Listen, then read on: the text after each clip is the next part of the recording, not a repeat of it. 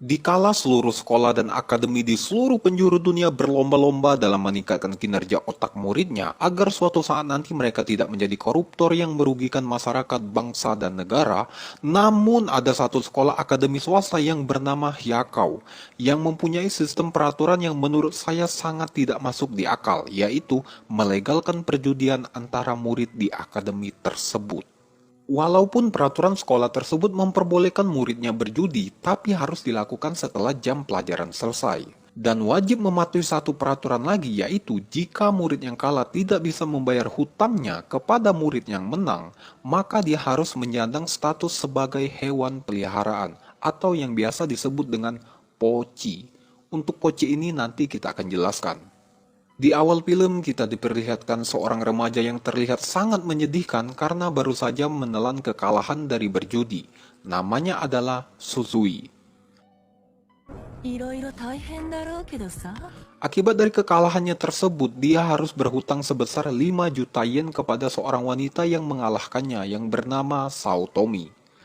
Karena Suzui tidak bisa membayar hutangnya dari kekalahannya tersebut, dia pun harus menyandang status sebagai hewan peliharaan.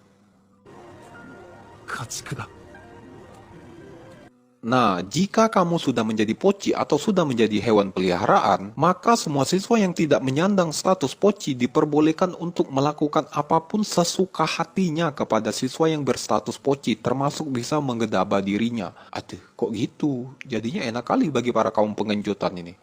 Dalam arti lain, jika kamu tidak cukup banyak uang untuk berjudi, maka lebih baik belajar dan meningkatkan skillmu agar nanti bisa bermanfaat bagi nusa bangsa dan negara. Lalu datanglah siswa pindahan yang cantik, anggun, dan nampak ya terlihat polos dari mukanya. Namanya adalah Jabami Yumeko.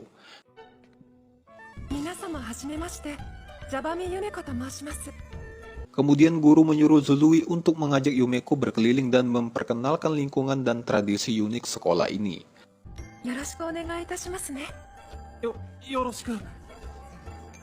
Melihat Yumeko ini seperti anak yang polos, lalu Zuzui menjelaskan tentang tradisi perjudian sekolah ini dan memperingatkannya agar dia tidak berjudi supaya tidak berakhir menjadi poci atau hewan peliharaan seperti dirinya.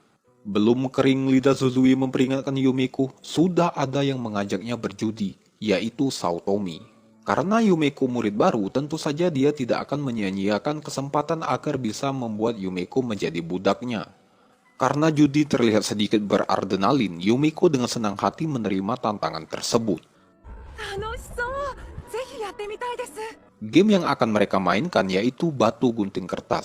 Setiap pemain akan mendapatkan 3 kartu yang berisi batu gunting kertas yang ditulis oleh semua siswa di kelas secara acak. Benar saja, Yumeko ronde pertama harus menelan kekalahan beberapa kali sebanyak 1,2 juta yen. Saotomi di situ seolah-olah nampak mengejek dan merendahkan Yumeko karena melihat betapa bodohnya cara dia bermain.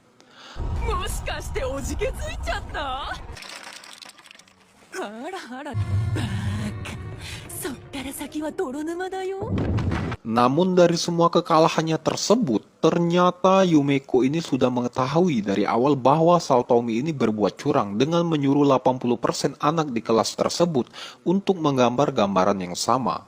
Namun bukan itu kejutannya. Yang menarik adalah Yumeko malah semakin tertantang untuk menaikkan taruhannya sebanyak 10 juta yen walaupun dia sudah tahu sedang dicurangi.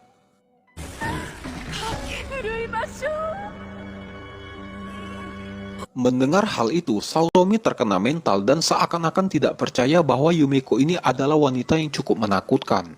Jadi, siapakah sosok si Yumeko ini? Awalnya Saotomi menolak karena taruhannya terlalu besar.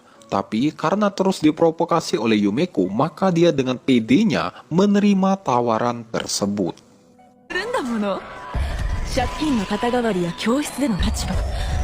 Dikira Saotomi kemenangannya sudah di depan mata karena 80% siswa di kelas adalah budaknya. Namun ternyata itu menjadi senjata makan tuan karena Saotomi harus menelan kekalahan sebanyak 8 juta yen. Dan Saotomi pun harus berakhir dengan sangat menyedihkan dan dia harus menyandang status hewan peliharaan karena dia tidak bisa membayar hutangnya tersebut. Dan itu sangat amat mengapeskan.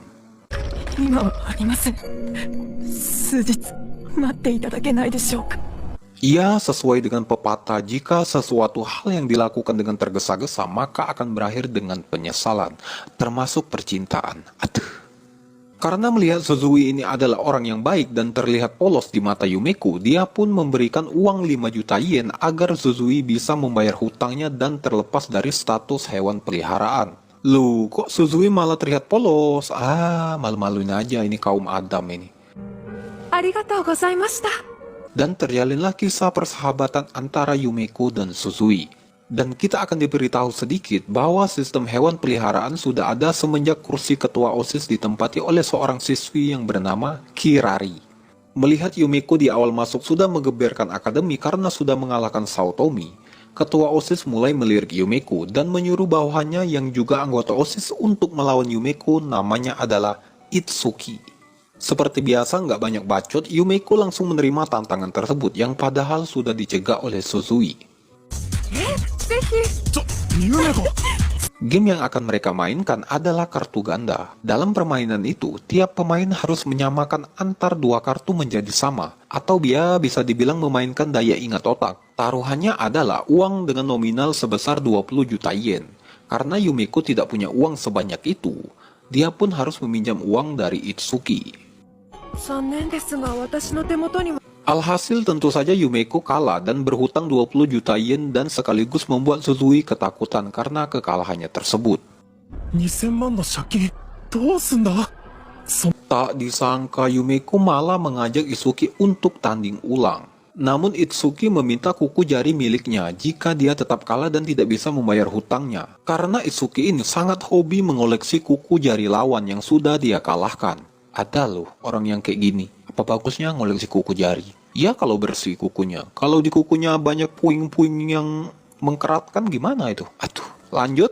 Saat ronde kedua dimulai, mungkin kalian sudah bisa menebak karena sudah pasti Yumeko lah yang menjadi pemenangnya.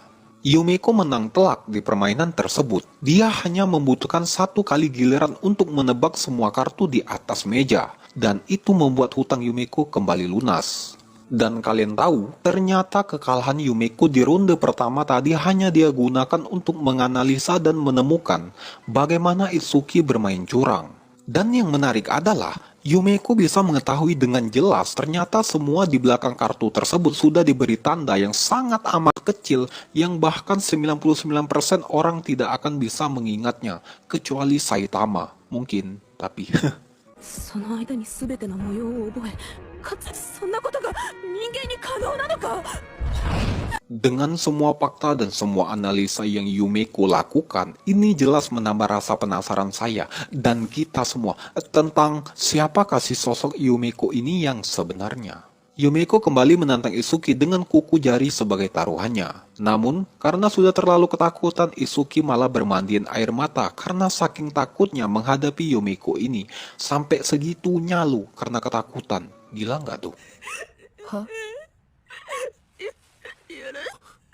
ここまで行ってるんだし。つまんないの。 Akibat hal tersebut, Itsuki harus dikeluarkan dari keanggotaan OSIS-nya. Lalu kita akan diberitahu kalau murid berstatus sebagai hewan peliharaan memiliki kesempatan untuk memperbaiki kedudukannya jika dia tidak punya uang. Caranya adalah dengan melakukan pertandingan publik ke salah satu anggota OSIS, dan semua anggota OSIS diwajibkan menerima tantangan tersebut. Tetapi, dengan satu peraturan, hanya bisa menantang satu kali kesempatan. Jika kalah sudah dipastikan akan menjadi hewan peliharaan sampai dengan lulus sekolah. Waduh, ngeri kali. ギャンブルを挑む権利がある。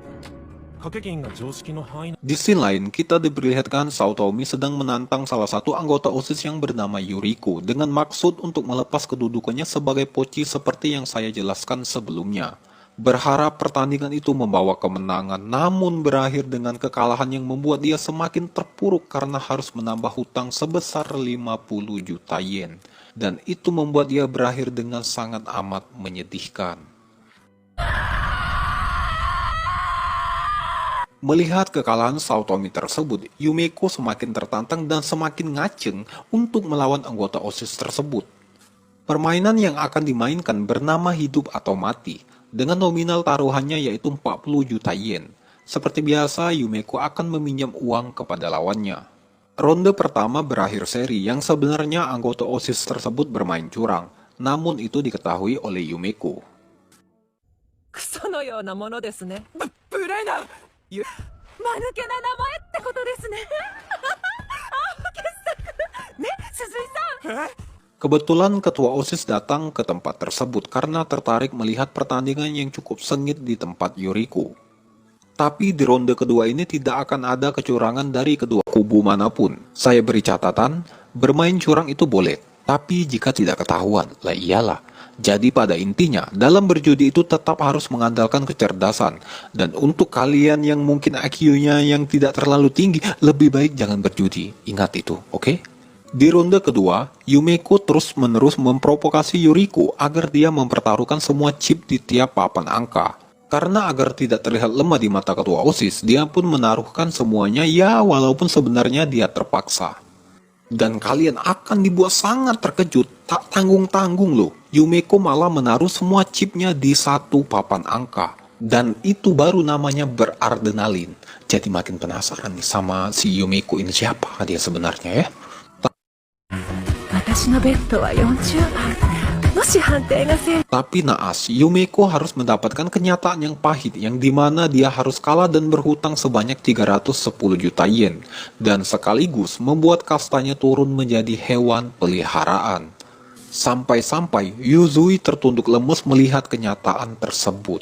嘘だろ夢子が負けた Tapi bukan Jabami Yumeko namanya jika dia harus terpuruk hanya karena menjadi hewan peliharaan. Yumeko malah semakin tertantang dan semakin semangat karena dengan menjadi hewan peliharaan dia bisa menantang anggota OSIS sesuka hatinya, termasuk ketua OSIS. Ngaceng gua cuk liatnya. Karena Yumeko menjadi hewan peliharaan, tentu saja dia langsung menjadi target siswa bernama Kiwatari yang berencana menggedaba dirinya. Melihat tubuh Yumeko yang semuk dan aduhai sangat menggoda iman kebatinan, Kiwatari meminta Yumeko untuk melepaskan semua cangcut di tubuhnya. 服を脱げストリップしろ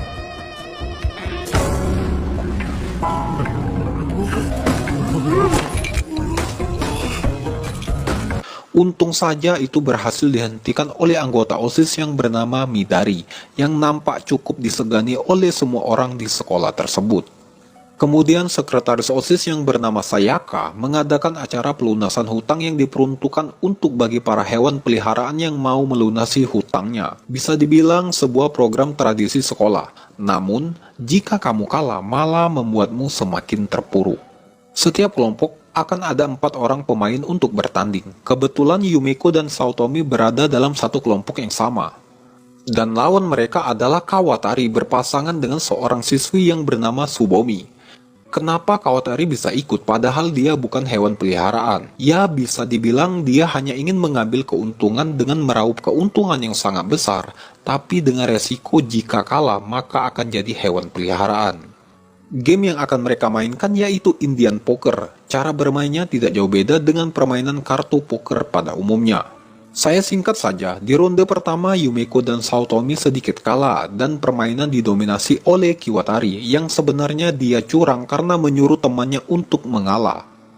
Ya, karena bukan Yumeko namanya jika dia tidak mengetahui trik sepele seperti itu. Lantas dia pun bekerja sama dengan Saotomi dan mendoktrin Subumi agar mengkhianati Kiwatari.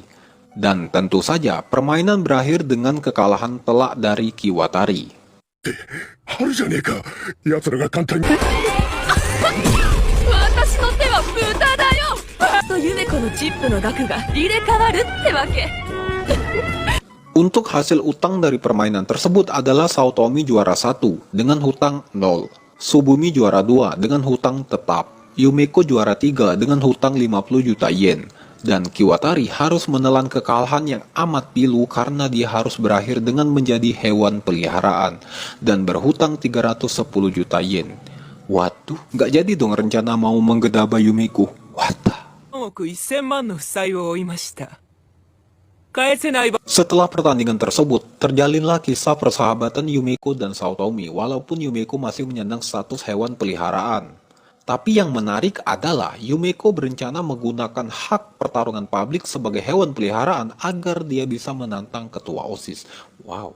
Dan kita akan dikejutkan dengan sebuah fakta baru setelah diselidiki oleh anggota OSIS latar belakang dari Jabami Yumeko ini. Ternyata sebenarnya Yumeko ini dengan mudah bisa membayar semua hutangnya pada sekolah yang bisa dibilang tidak seberapa itu. Karena diperkirakan total kekayaan Yumeko ini sangatlah besar. 相当の資金がなければ説明がつきません。 Yumeko ini mempunyai kakak, tapi sedang sakit keras di rumah sakit. Yang dimana dilihatkan sedikit siluet saking banyaknya duitnya. Kakaknya Yumeko ini malah membuat mainan dari uang yang terlihat berjejer dan nampak tidak ada harganya uang tersebut. Beberapa hari kemudian, sebelum ke pertandingan klimaks pada anime ini dimulai, Yumeko ditantang oleh Midari untuk bermain permainan kematian. Memang benar permainan kematian, jika kalah besar kemungkinan akan mati, karena mereka disuruh untuk menembakkan pistol yang dipasang peluru acak. Ya, sama seperti siswa yang lain yang telah macam-macam dengan orang yang salah, yaitu Yumeko. Dan jangan salahkan Yumeko jika Midari harus mati di pertandingan tersebut. Namun karena Yumeko masih ada sisi kemanusiaan dan pertandingan itu harus berakhir dengan seri yang sebenarnya itu dengan mudah bisa dimenangkan oleh Yumeko. Lantas melihat tindakan Yumeko tersebut membuat Midari ngaceng dan menganggap Yumeko sebagai dewinya yang baru. Wala. 時間の無駄でしたね。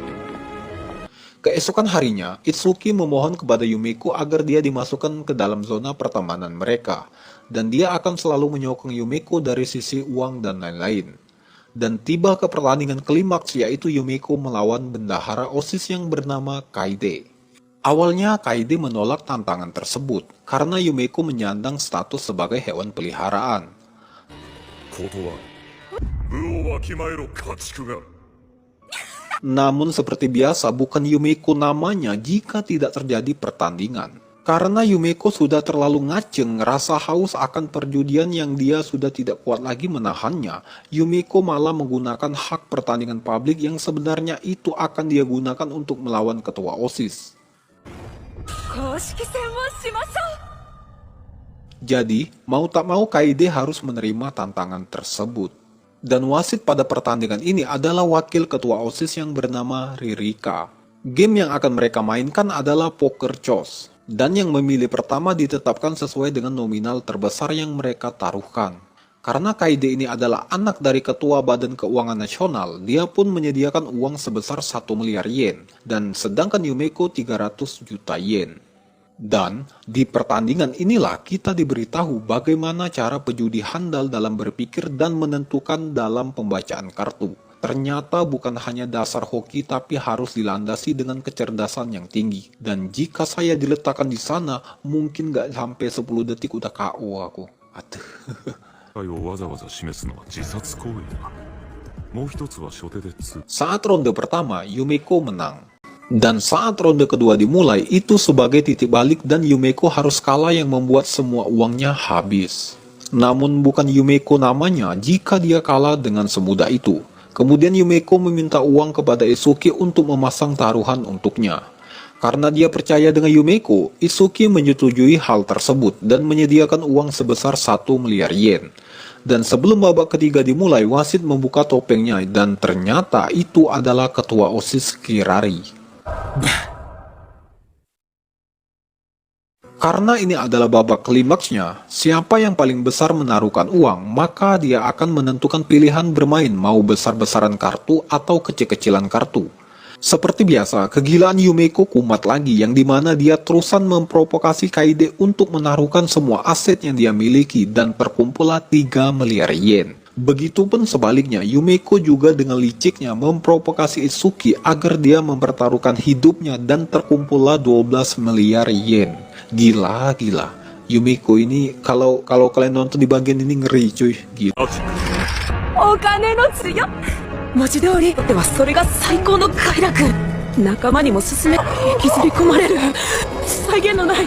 Melihat itu, Kaide tak mau kalah dan juga mempertaruhkan hidupnya yang senilai lebih dari 12 miliar yen. Karena uang taruhan Kaide lebih banyak, dia memilih bermain besar-besaran kartu dan kebetulan dia mendapatkan kartu yang cukup bagus. Dan karena ini Yumeko bukan kaleng rombeng, plus ditambah dengan kekuatan dari sutradara anime ini, tentu saja Yumeko menjadi pemenang dari permainan tersebut. ジャバミ先輩はクイーンのペアを捨てて豚狙いを演出した。でも Dan Kaede harus menahan pilu karena dia sekarang tidak punya aset apapun lagi pada dirinya. Sampai-sampai pingsan loh, saking hebatnya Yumeko ini. Gila nggak tuh? Namun, dari semua kegilaan Yumeko yang dia lakukan sekarang, yang mana itu menyiratkan satu hal, bahwasannya Yumeko ini pernah melakukan hal yang lebih gila dari ini di masa lalu. Jadi makin penasaran, sumpah. Kemudian ketua OSIS melirik Yumeko dan mengajak Yumeko untuk bertanding hanya buat happy-happyan saja. Alhasil dari pertandingan tersebut berakhir dengan seri. この後はもっと面白くなる。ジャバミユメコは思ったよりすごいね。ねえ。桃バミリリカ。 Di ending diperlihatkan Yumeko sedang bertanding dengan seseorang. Tidak diketahui siapa orang itu, tapi yang jelas bukan orang sembarangan mungkin. Tamat ending yang sangat mengenangkan. Oke, mungkin itu saja alur cerita anime ini. Ceritanya cukup menarik yang dimana kita kira Yumeko ini hanya wanita polos tapi ternyata mempunyai kehausan akan perjudian. Ditambah lagi kecerdasan yang tinggi. Tidak seperti Anda yang di rumah yang IQ-nya rendah, termasuk saya juga sih, yang otaknya pas-pasan. Kalau untuk kelanjutan animenya dan lain-lain nanti ya, soalnya mau istirahat dulu, ditunggu aja. Soalnya capek sumpah, bikin alur cerita anime ini soalnya harus detail bener itu nontonnya gitu. Kalau nggak detail, aduh, nggak dapat loh jalan ceritanya. Untuk pelajaran yang bisa kita ambil dari anime ini adalah uang bukanlah segalanya, tapi segalanya pasti butuh uang. Jadi banyakin uang biar kita tidak jadi budak orang lain. See you next video.